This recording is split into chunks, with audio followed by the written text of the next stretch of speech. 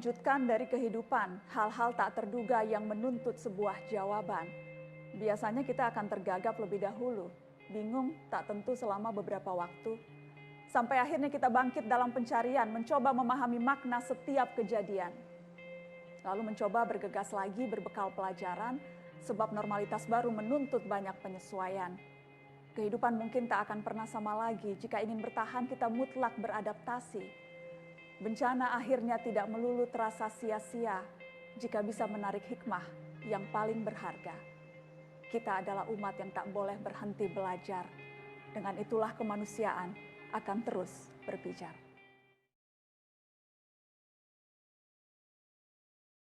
Yang jelas dari sisi spiritualitas, pandemi ini tak hanya mengubah ritual beribadah, juga menjadi catatan penting dalam sejarah peradaban manusia. Bagaimana kita belajar dari pandemi dari sisi rohani? Telah bergabung bersama Mata Najwa Miftah Maulana Habibur Rahman atau Gus Miftah, dai yang juga pengasuh Pondok Pesantren Ora Aji, Sleman, Yogyakarta. Assalamualaikum Gus Miftah. Waalaikumsalam Mbak Nana. Sehat-sehat Gus? Alhamdulillah masih kuat berpuasa. Alhamdulillah. Gus, kita mau belajar dari pandemi malam ini. Yang jelas ada banyak, kita tahu pandemi ini telah mengubah begitu banyak hal dalam kehidupan kita. Ada banyak yang terdampak, banyak yang tidak punya penghasilan, bagaimana tenaga medis berjibaku, bagaimana karyawan-karyawan dirumahkan. Bagaimana pandangan agama melihat situasi yang kita hadapi hari-hari ini, Gus? Orang yang akan mampu melewati masa pandemi seperti sekarang ini menurut saya bukan orang yang kuat, bukan orang yang kaya, ataupun orang yang pintar, namun orang yang paling mampu beradaptasi dengan perubahan. Yang menjadi persoalan kemudian adalah bangsa kita ini sering terjebak di kemapanan itu. Jadi tidak segera beradaptasi dengan hal-hal yang baru. Maka kemudian orang yang akan selamat menurut saya orang yang paling mampu beradaptasi dengan perubahan. Tidak ada kita kata berputus asa. Toh kemudian Al-Quran mengatakan wala tayasu min rauhillah. Janganlah kamu berputus asa dari rahmat Allah. Saya sering mengatakan begini Mbak Nana, bukan ombaknya yang besar, tetapi perahu kita yang terlalu kecil. Bukan ujiannya yang besar, tapi memang iman kita yang terlalu lemah. Jadi kita nggak boleh berputus asa. Jadi kita harus berpikir bahwa yang bisa merubah ini hanya kita sendiri. Toh Al-Quran mengatakan innallaha la yughayyiru ma biqaumin hatta yughayyiru ma bi anfusihim.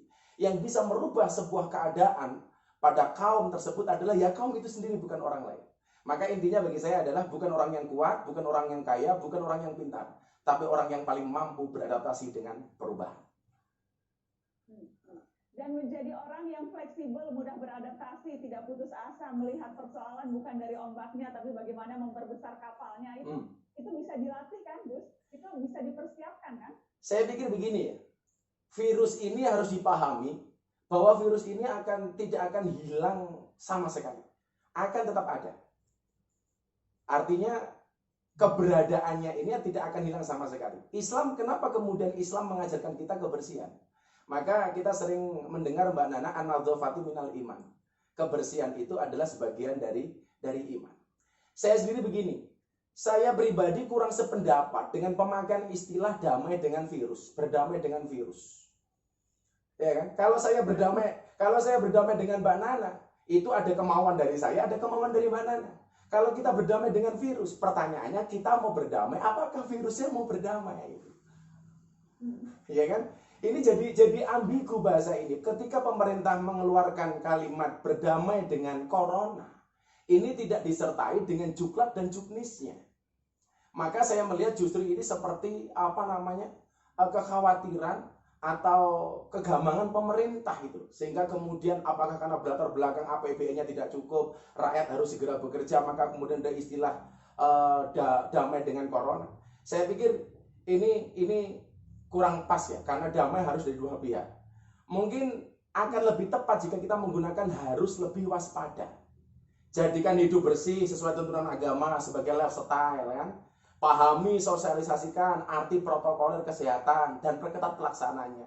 Saya pikir itu lebih bisa diterima oleh akal kita hari ini daripada dengan bahasa berdamai dengan corona. Gus, dalam pandangan agama ada banyak kemudian orang yang melihat wah virus ini azab, virus ini hukuman, virus ini karena Allah murka kepada kita. Apakah pandangan-pandangan itu tepat atau malah sebaliknya kita harus selalu berbaik sangka kepada Tuhan, Gus? Saya pikir pandangan itu kurang tepat karena yang menerima musibah ini tidak hanya orang yang tidak beriman, bahkan orang beriman sekalipun. Bahkan catatan saya di Saudi Arabia itu yang paling banyak terpapar virus itu justru kota Makkah. Kota Makkah. Artinya kalau kemudian ini dijadikan sebagai tolok ukur, oh ini azab bagi orang-orang yang tidak beriman, seharusnya Makkah terhindar dong dari virus ini. Kan gitu. Situasi saat pandemi dengan korban berjatuhan hari ini semakin banyak. Saya mengibaratkan begini Mbak Nana. Seperti saat Nabi Nuh harus memilih penumpang kapalnya, yang kapasitas kapalnya itu sangatlah terbatas. Artinya apa? Orang-orang yang selamat yang diajak oleh Nabi Nuh untuk naik ke perahu itu adalah orang-orang yang siap. Siap secara jasmani, siap secara rohani, siap secara spiritualitas. Nah, maka di sini kemudian kita harus sama-sama tingkatkan kualitas diri, baik jasmani, rohani, spiritualitas, sehingga kita layak dapat tempat terpilih ikut bahteranya Nabi Nuh alaihissalam. Dan mempersiapkan itu ya lewat cara-cara yang memang selama ini sudah dituntun oleh agama ya Gus. Jadi bagaimana meningkatkan ketakwaan, bagaimana memperbaiki akhlak, hal-hal seperti itu yang Anda maksud Gus Miftah? Sangat tepat sekali. Maka saya begini ya, begitu pemerintah itu mengatakan sudah kita kerja di rumah, ibadah di rumah, ini sebenarnya pukulan telak bagi kita ya. Karena selama ini kita terlalu sering melupakan masjid, kita terlalu sering meninggalkan majelis taklim. Maka begitu ada himbauan seperti ini, alah sekarang aja banyak yang teriak-teriak, wah gimana kita nggak boleh beribadah di masjid. Alah lu aja nggak ada himbauan, nggak pernah ke masjid, apalagi ada himbauan ya kan gitu. Maka ini sebenarnya pukulan telak dari Allah. Lu selama ini ninggalin masjid, ninggalin rumahku, ninggalin majelisku, ada majelis taklim nggak pernah kamu datangi. Maka dengan kondisi seperti ini akan menimbulkan sebuah kerinduan yang sangat mendalam. Akan menimbulkan kerinduan kita kepada rumah-rumah Allah, kepada majelis-majelis taklim, kepada majelis-majelis ilmu. Dan satu saat kelak ketika kemudian pemerintah mengumumkan silahkan wahai rakyatku, engkau beribadah di masjid, engkau kembali membuka majelis taklim. Saya mengharapkan kita bisa memaksimalkan kesempatan itu. Kita berjanji tidak akan meninggalkan masjid lagi. Kita berjanji tidak akan meninggalkan majelis taklim lagi. Barangkali seperti itu, Mbak Nana. Terkadang sulit memberikan penjelasan yang mudah diterima tanpa kemudian terkesan menggampangkan ritual atau menggampangkan agama, Gus. Ketika banyak yang merasa, wah seharusnya masih tetap boleh beribadah di masjid, wah seharusnya ini tidak membuat kita justru kok kesannya takutnya pada corona, bukan takut pada Allah, kenapa tidak mau ke masjid? Kan ada ungkapan-ungkapan seperti itu, Gus. Bagaimana menyampaikannya dengan bahasa yang mudah dipahami, tetapi juga tidak terkesan menggampangkan ritual yang selama ini kita jalankan? Saya sering Mbak Nana ya ditanya ketika kita live itu, Gus Miftah lebih takut corona apa takut dengan Allah sih? Ini kalau dalam bahasa saya kalimatul haq yuridu biha batil. Kalimat yang kelihatannya benar tapi mengandung kebatilan di dalamnya. Ya kan? Justru kenapa kemudian kita hari ini harus beribadah di rumah? Ya karena kita taat dengan Allah dan Rasulnya. Maka saya selalu mengatakan, tolong deh, ikutlah pendapat ahli, jangan ikut-ikutan orang yang ahli berpendapat. Ini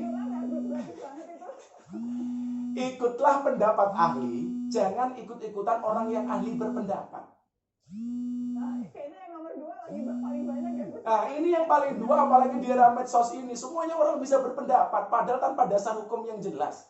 Makanya kalau saya nyimak kajian kitab Al-Misbah itu, satu kalimat yang sering saya dengar hari ini, yang paling saya ingat dari Abi Quraisy itu ketika beliau seringkali menyindir orang-orang yang suka menafsirkan Quran tanpa keilmuan yang jelas. Beliau mengatakan hadisnya Rasulullah, man fasara Quran bi ra'yi falyatabawa maq'adahu minan nar. Barang siapa menafsirkan Al-Quran dengan kemampuan akalnya sendiri, maka siap-siaplah mengambil tempat duduk dari api neraka.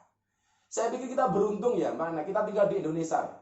Saya mengatakan begini, saya termasuk orang yang anti lockdown. Karena lockdown itu nggak asik. Lockdown, otak yang lock, pendapatan down. Ya. Saya juga anti PSBB lah. PSBB itu bagi saya apa ya? Pendapatannya sedikit, butuhnya banyak. Waduh, ini ngeri sekali.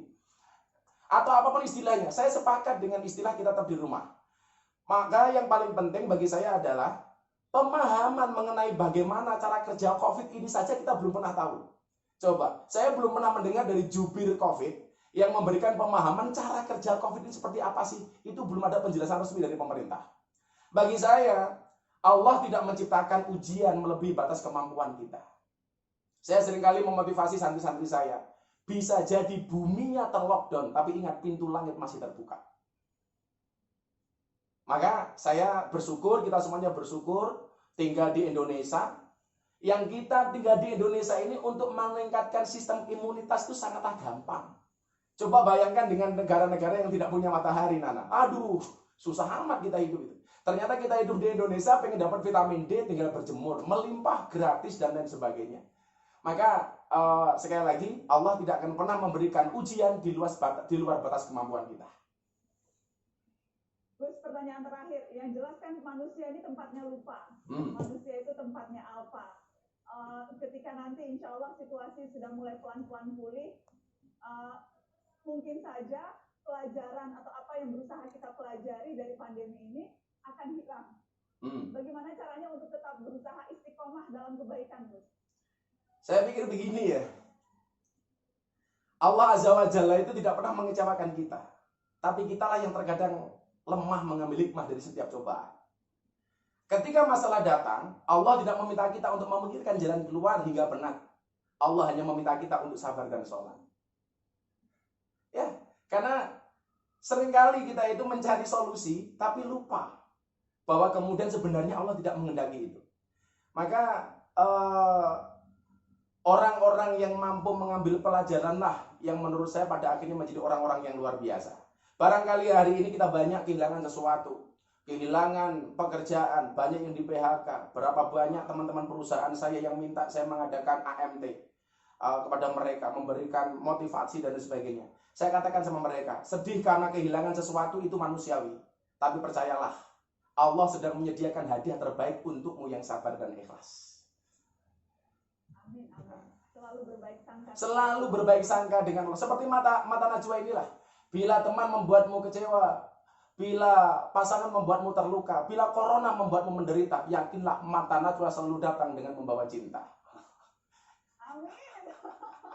Amin, amin. Terima kasih banyak, Gus. Sama-sama, Mbak Nana. Banyak sudah bergabung dengan Mata Najwa. Sehat terus, salam untuk keluarga. Makasih. Salam untuk Abi. Insya Allah disampaikan.